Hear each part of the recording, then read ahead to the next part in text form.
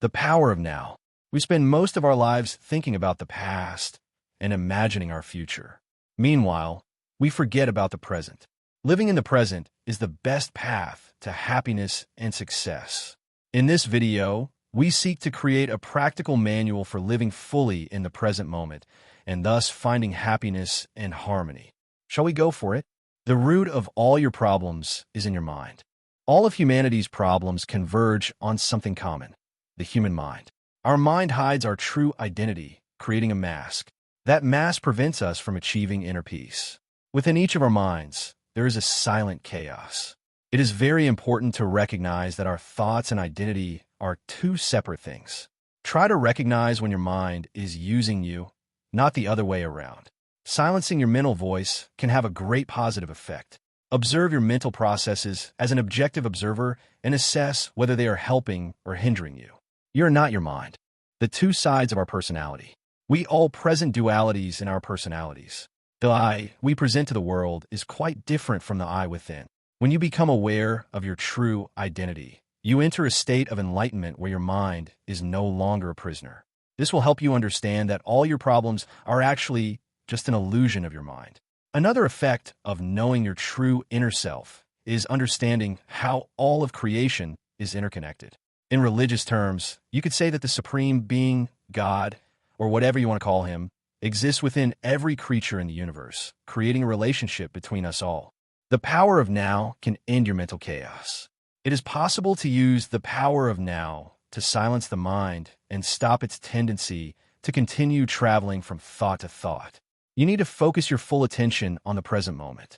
It may seem difficult at first. Your mind has a tendency to wander the instant your attention oscillates. But when you notice that happening, simply bring it back to the now.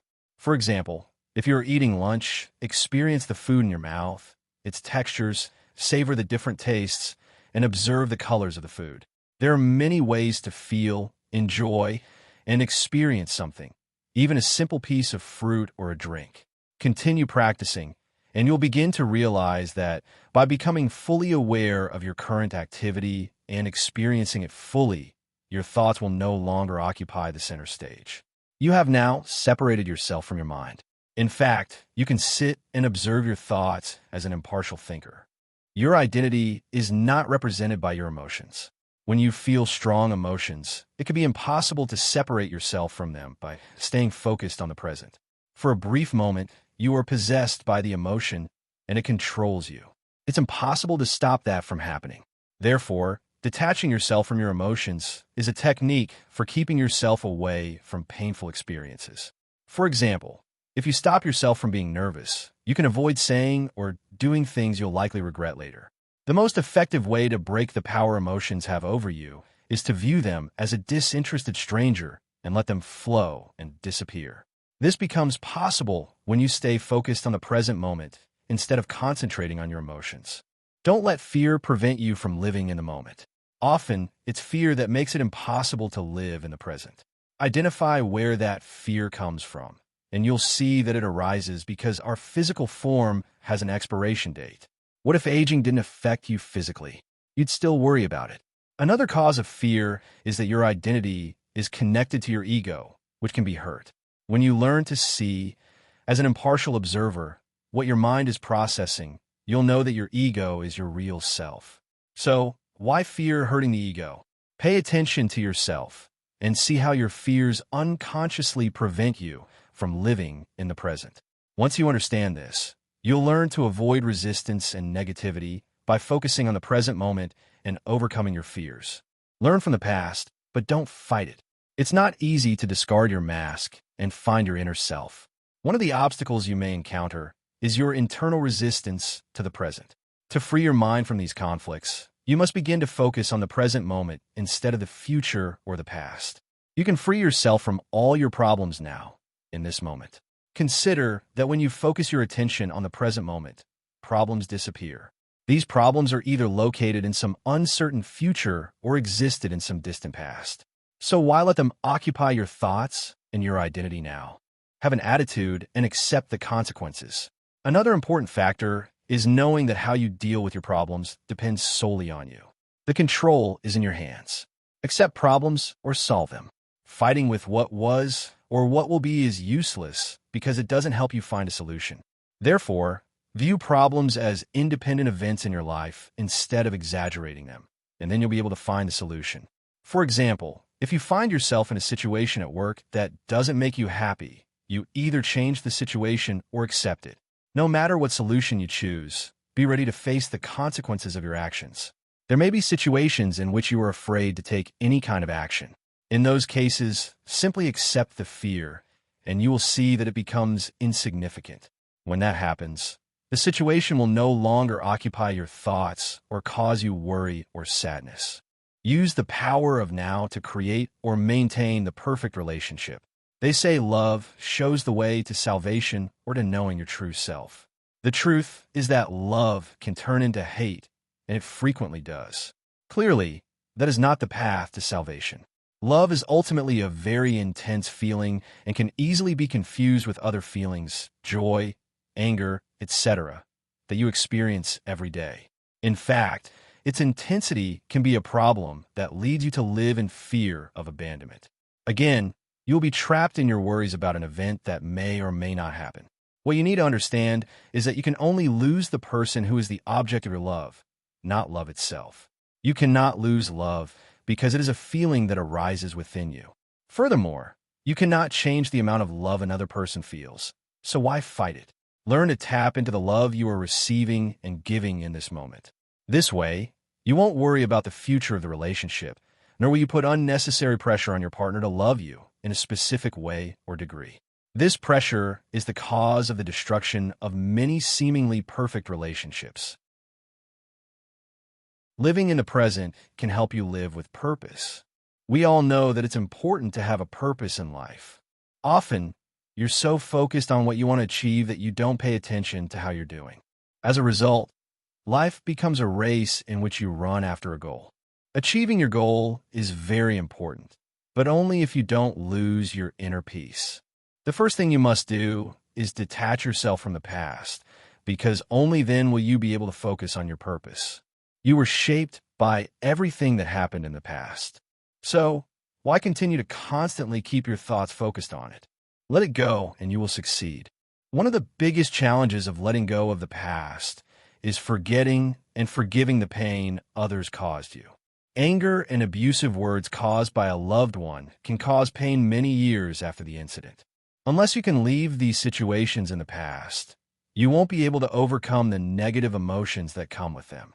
To truly let go of the past, forgiveness is one of the most powerful tools.